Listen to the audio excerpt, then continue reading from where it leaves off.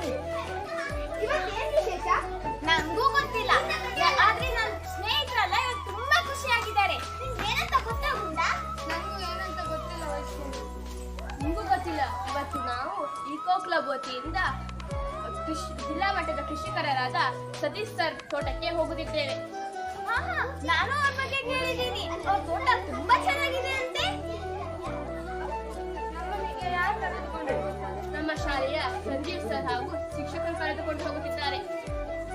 ಹೌದಾ? ಹಾಗಾದ್ರೆ ನಾನು ಬರ್ತೀನಿ. ಬನ್ನಿ ಹೋಗೋಣ.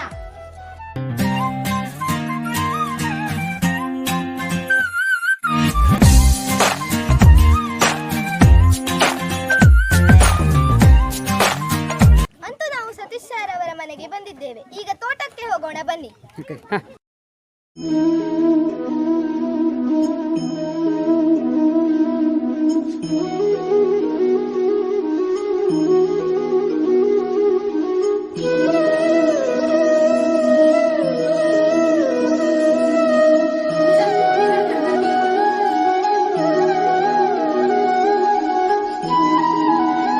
ಇಲ್ಲಿ ನಾವು ಸುಂದರವಾದ ಪ್ರಕೃತಿಯನ್ನು ನೋಡ್ತಾ ಇದ್ದೇವೆ ಅಲ್ವಾ ಶ್ರೀನಿವಾಸ್? ಹೌದು ಸಮೃದ್ಧಿ, ಬಹಳ ಸುಂದರವಾಗಿದೆ.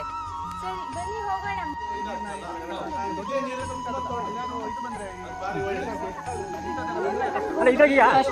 ತೋಟಕ್ಕೆ ಹಾಕಿಯಾ?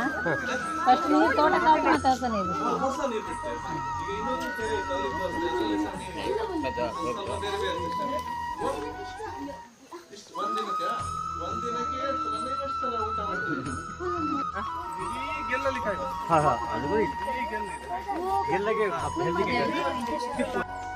ನಾವು ಸತೀಶ್ ರೆಡ್ಡಿ ಅವರ ತೋಟವನ್ನು ನೋಡ್ತಾ ಇದ್ದೇವೆ. ತುಂಬಾ ಸುಂದರವಾಗಿದೆ ಅಲ್ಲವೇ? ಹೌದು, ತುಂಬಾ ಚೆನ್ನಾಗಿದೆ. ಮುಂದೆ ನೋಡೋಣ ಬನ್ನಿ. ಬನ್ನಿ. ಮಿಹಿರದ್ವೀಪನಗಿರಿ ಜನನಾಂ ಚೈತನ್ಯಸ್ತಬಕಂ ಕರಂದಸ್ಮೃತಿಝರಿ. Translation: Oh gracious one, you're the sun that dispels the darkness of the unlettered. You're the stream of consciousness for the unthinking fool. Narilanam chintamani gunarika janma jalada nimagnanam dhamshamuranipuvarahasya bhavati.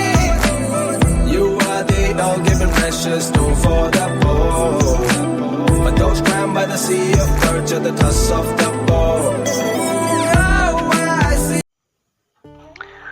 ಆತ್ಮೀಯ ಸತೀಶ್ ಹೆಗಡೆ ಅವರೇ, ಶಾಲಾ ಮುಖ್ಯೋಪಾಧ್ಯಾಯರೇ, ಅಧ್ಯಾಪಕ ಬಂಧುಗಳೇ, ಮೇದಿನಿ eco ಕ್ಲಬ್ನ ಸದಸ್ಯರೇ, ವಿದ್ಯಾರ್ಥಿಗಳೇ, ತಾವಿವತ್ತು ಕೃಷಿ ಪ್ರವಾಸಕ್ಕಾಗಿ ಸತೀಶ್ ಹೆಗಡೆ ಅವರ ಕೃಷಿ ತೋಟಕ್ಕೆ ಆಗಮಿಸಿದ್ದೀರಿ. ತಮ್ಮನವರು ಆತ್ಮೀಯವಾಗಿ ಈಗಾಗಲೇ ಸ್ವಾಗತಿಸಿದ್ದಾರೆ. ಕೆಲಸದ ಒತ್ತಡವಿದ್ದರೂ ಸುಮಾರು 2 ಗಂಟೆಗಳ ಕಾಲ ಅವರ ತಮ್ಮ ಕೃಷಿ ತೋಟದಲ್ಲಿ ಮೀನುಗಾರಿಕೆಯನ್ನು, ಹೈನುಗಾರಿಕೆಯನ್ನು, ವಿವಿಧ ತಳಿಯ ಹಣ್ಣಿನ ಗಿಡಗಳನ್ನು ತಮಗೆ ತೋರಿಸುವುದರ ಮೂಲಕ ಹೇಗೆ ನಾವು ಕೃಷಿಯನ್ನು ಮಾಡಿ ಜೀವನ ಸಾಗಿಸುವುದು, ಕೃಷಿಯೇ ಈ ದೇಶದ ಬೆನ್ನೆಲುಬು ಅಂತ ನಾವೇನು ಹೇಳ್ತೇವೆ ಅದಕ್ಕೆ ಸಾಕ್ಷಿ ಆಗ್ಬೋದು ಅನ್ನೋಂಥದ್ದು ಇವರು ತೋಟ ನೋಡಿದಾಗ ನಮಗೆ ಅನ್ನಿಸ್ತಾ ಇದೆ.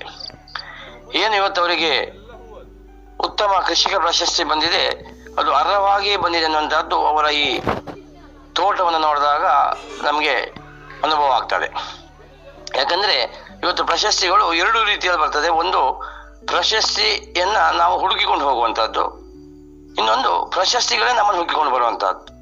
ಆ 2ನೇ ವಿಭಾಗದಲ್ಲಿ ಸತೀಶ್ ಹೆಗಡೆ ಕಾಣಿಸಿಕೊಳ್ತಾರೆ.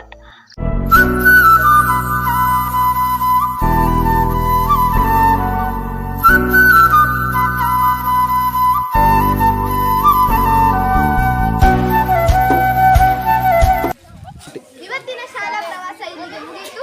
ಮತ್ತೆ ಸಿಗೋಣ ಬನ್ನಿ.